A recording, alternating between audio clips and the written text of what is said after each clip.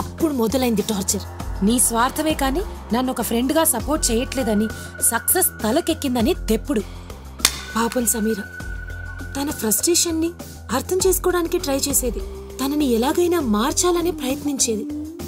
కానీ సమీర మంచితనాన్ని చేతగాంతనంగా తీసుకునే రకం ఆ అమిత్ గాడు. అమిత్ సైకోటిక్గా అయిపోతున్నాడని తెలుసుకున్న సమీర అతని ఎంత దూరంగా ఉంచడానికి ప్రయత్నించినా అతను తన్ని వదలలేదు. ఫోన్ల మీద ఫోన్లు, ఇలా రోజు. మీ ఇంట్లో షూటింగ్ స్టార్ట్ అయిన తర్వాత టార్చర్ ఇంకా పెరిగిపోయింది.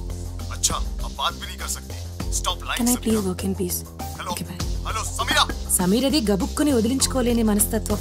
వాడికి అదే బలం. కానీ మీ ఇంట్లో షూటింగ్ మొదలైన తర్వాత సమీరలో నేను చూసిన ఆనందం ఎప్పుడు చూడలేదు. రోజు అదే ఆనందం, అదే ఉత్సాహం.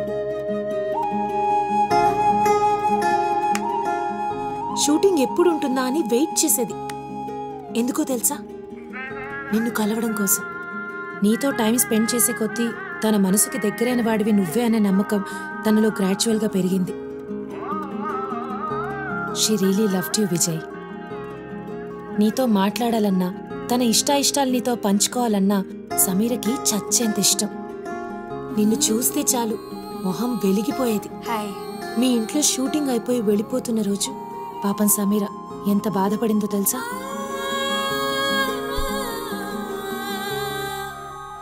ఒకవైపు ఆ అమిత్ గాడి టార్చర్, మరోవైపు ఆ కిషోర్ గాడి తింగరి గోకుడు.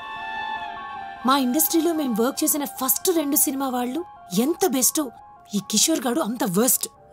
ఆడపిల్ల ఇండస్ట్రీలోకి వస్తుంది అంటేనే వ్యభిచారానికి రెడీ అనుకునే దరిద్రులు ఎంతమందో తెలుసా నీకు? అంత కష్టంగా ఉంటే రాకు అంటారు, వస్తే ఇవన్నీ చెయ్యాలి అని అంటారు. మళ్ళీ కళామ తల్లి ఆ తల్లి అంటూ కబుర్లు. అమ్మాయిలందరూ దేవతలని నేననట్లేదు. ఒకళ్ళిద్దరు తింగర మొహాలు కూడా ఉండొచ్చు. ఏ మీ అబ్బాయిలో లేరా? నువ్వు మనాలి వచ్చిన రోజు సాయంత్రమే అమిత్ గాడు కూడా తగలడ్డాడు. డైరెక్ట్ గా సమీర హోటల్కే వచ్చాడు. సమీరేమో నిన్ను కలవడానికి వచ్చింది. అదే హోటల్లో ఉంటున్న కిషోర్ గాడు సమీర తన హైదరాబాద్ బాయ్ ఫ్రెండ్ ని కలవడానికి వెళ్ళిందని అమిత్ గాడికి పుల్లబెట్టాడు. వీడేమో కళ్ళు తాగిన కోతులాగా గంతులేసుకుంటూ సమీరకి ఫోన్ చేశాడు.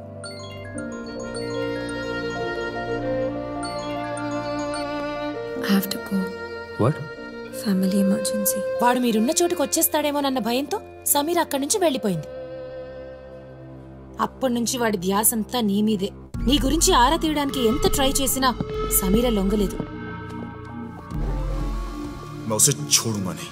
మొదటిసారి వాడు సమీరలో కోపం చూశాడు. బెదిరింపులు మొదలుపెట్టాడు. సమీరకి టెన్షన్ మొదలైంది. నీ ఫోటో కూడా దొరకకుండా జాగ్రత్త పడింది. వాడిని నేమైనా చేస్తాడేమోనని భయం.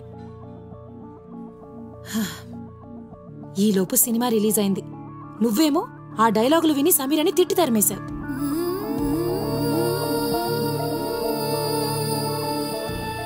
ఆ కుమ్మేస్తా రైటర్ గాడు చెత్తగా డైలాగులు రాస్తే ప్రేమించినవాడు ఇలా మాట్లాడతాడురా బాబు అని పొరపాటున నీ మాటలు చెప్పింది. ఆ రైటర్ గాడేమో నీ మాటలు కొట్టేశాడు.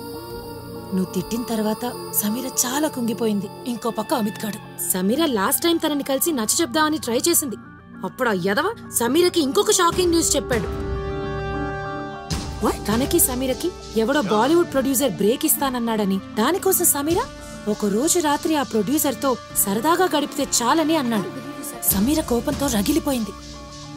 సమీర కనుక తను చెప్పినట్టు వినకపోతే సమీరవి తనవి పాత ఫోటోలు, వీడియోలు మీడియా వాళ్ళకిచ్చి ఫేస్బుక్, ట్విట్టర్లలో పెట్టించి తన పరువు అలాగే కెరియర్ నాశనం చేస్తానని బెదిరించాడు. ఈ నెల 15 వరకు డెడ్ లైన్ పెట్టాడు. Can't you just do a small favor for me? It's about my life, my career, everything. Get out.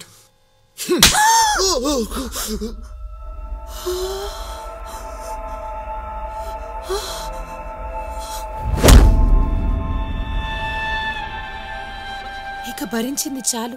Police complaint ఇచ్చేద్దామంటే సమీర వద్దంది.